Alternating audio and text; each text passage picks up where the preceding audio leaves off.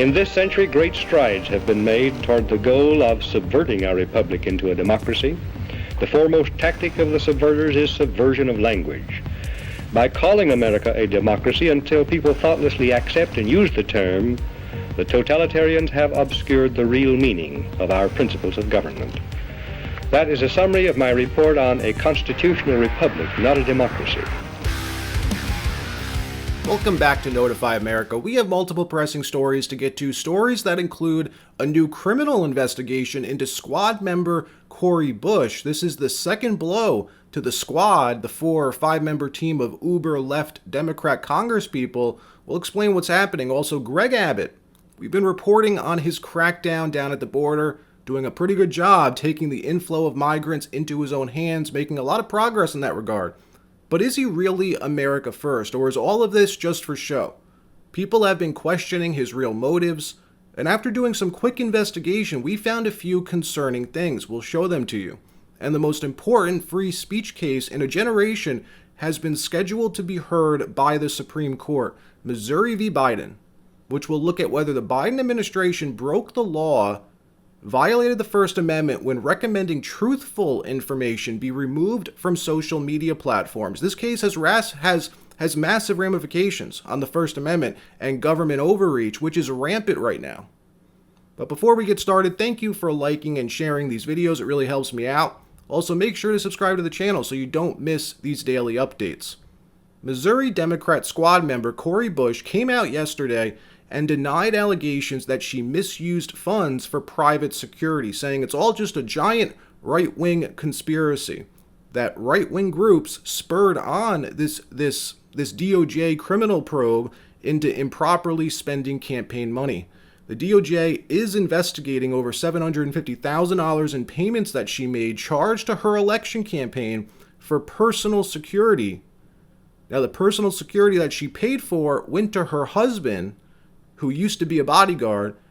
She came out yesterday and confirmed that the Department of Justice has opened an investigation about this, saying, quote, "I can confirm that the DOJ is reviewing my campaign spending on security services. We are fully cooperating in this investigation," unquote. Now, just for some context, she was one of the loudest proponents of defund the police. She was loud and proud about it a few years ago. In fact, I think we have a clip of her talking about this. Do we have that clip? We do. Okay. Here she is in 2021 explaining why she's fine spending your money on her personal security, all while pushing for defunding the police at the same time. Watch this.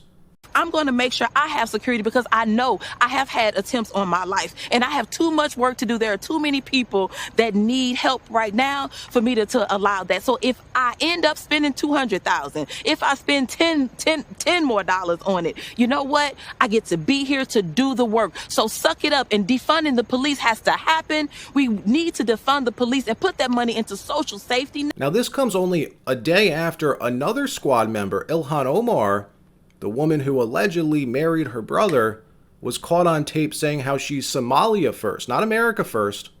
A United States Congresswoman openly saying how she's working inside the system to protect Somalia's interests, not American interests.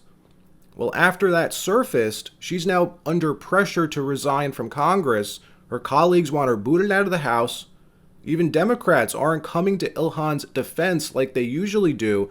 We played the tape during yesterday's broadcast, but if you didn't see it, here's a short clip. Watch this. qaar Soomaali ah ama Soomaali sheegato in Ethiopia ay la galeen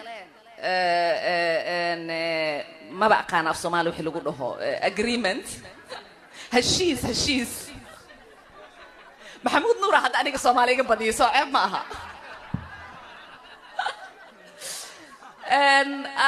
dad badan ay soo wacay oo waxay leeyihiin Ilhan dawladda Mareykanka inaan la hadashid waaye dawladda Mareykanka maxay ka qabanaysaa. jawaabteedu waxay ahayd dawladda Mareykanka waxay ka qabanaysaa wixii annaga aan dhahno dawladda Mareykanka qabo. waa kalsoonidaas inaan isku qabno annaga Soomaali haddii aan nahay. wadankan annaga ku nool, wadankii aan annaga tax ka dhiibno waaye, waa wadankii gabar idinka dhalatayne ee Congress-ka fadhiso. intii aniga aan Congress joogo wadanka Soomaaliya biyaheeda dad kaleeta iyo badeeda dad kale ma qaadanayaan. waddanka maraykankana kuma taageerayo dad kaleete in annaga ayna dhacaan marka taas ka seexda reer Minnesota gabadhii Congress-a u dirsateen way idinka war haysaa sidaad idinka u dareemaysiin dantaas ay u dareemeen. A major free speech case is now on the books at the Supreme Court. Missouri Senator Eric Schmidt says it's, quote, the most important free speech case in a generation, unquote. The case is called Missouri v. Biden. The Supreme Court will decide if the Biden administration broke the law, violated the First Amendment when censoring truthful information on social media platforms. This type of activity went into overdrive during the pandemic. We all saw it. A lot of it was revealed with the Twitter files when Elon Musk allowed multiple journalists access to Twitter's internal databases and different email accounts to review any contact between the government and Twitter's content moderators and their executives. Well, a ton of communication was found. Large and small accounts were censored, shadow banned, suppressed, even suspended, all on the recommendation from the Biden administration. That includes the FBI, by the way. Now, defenders of this say that the federal government wasn't ordering Twitter to remove the content, that they only recommended the content for removal. But we all know that's the same thing. It's just as bad. And the government has no place at all in recommending what American speech should be allowed online and which speech should not, especially if it's truthful information. But even if it's not, the government has no role here. They are just too big, folks. They are so massive, it's frightening. Scary to even think that our tax dollars, the money that we give them to fix our roads and bridges, are being spent by the FBI and big government to monitor what we say and recommending it to be suppressed. It's un-American and it pisses me off. In another story, Texas Governor Greg Abbott has been battling the federal government down at the border for the last month, seizing Shelby Park and Eagles Pass. We've reported on this for weeks. Taking it from Border Patrol, sealing the crossing point, and physically preventing the federal government from entering the park. They've done a good job for the most part in stemming the flow. But you gotta ask, why didn't this happen sooner? Why did Greg Abbott wait so long, just decide to do this now? It's been happening for 3 years. Well, people are now asking that question, and when you do a little homework into the Texas governor, even more questions start popping up. Is he really America first, or is he on the globalist train? Is he one of those Lindsey Graham, Mitt Romney type Republicans? And this border crackdown, is it all just a show? Well, this clip is making the rounds on social media, showing the Texas governor unwilling to disavow the WEF. Watch this. Okay, I have one question. Tell me. Okay. So, the Klaus Schwab of the World Economic Forum has bragged publicly about infiltrating governments and grooming political leaders.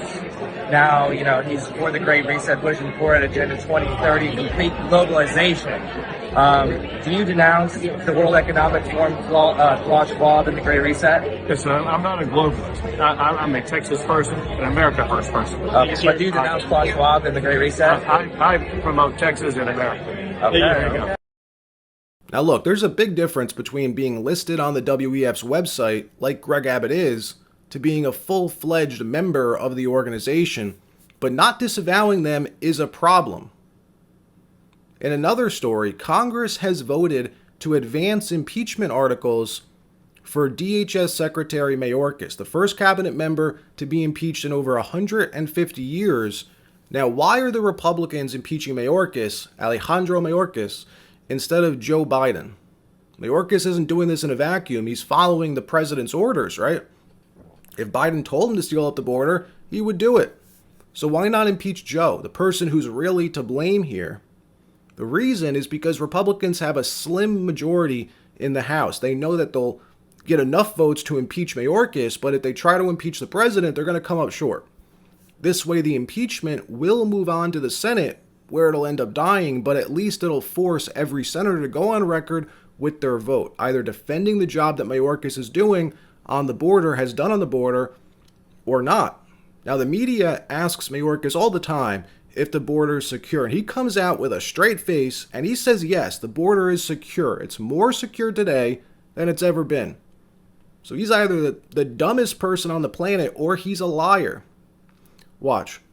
It is my testimony that the border is secure. The president have worked very hard to implement a strategy when it comes to the border that is humane, safe, and has orderly enforcement. Things are going at the border, sir. Much better than you all expected. We have a secure border in that is a priority for any nation, including ours and our administration. We have responded with a model approach that has proven to work. We have taken unprecedented action over the past year and a half to secure our border. And we have a process in place to manage migrants at the border. We're working to make sure it's safe and orderly and humane. The border is closed. We agree that the border is secure. We're executing a comprehensive strategy to secure our borders. One of our highest priorities is to ensure that we have a secure border, and that is what we are doing. We are stopping the flow at the border. The border is secure. So it's good that he's being impeached. If I was in Congress, I would vote yes, because he's failing to do his job, and he lies. So look, we'll keep you posted on what happens with these stories as more information keeps coming out about that censorship case at the Supreme Court, Missouri v. Biden. Very important case. We'll stay on top of it. In the meantime, make sure to subscribe to the channel so you don't miss any of our daily updates. All right, we'll see you next time.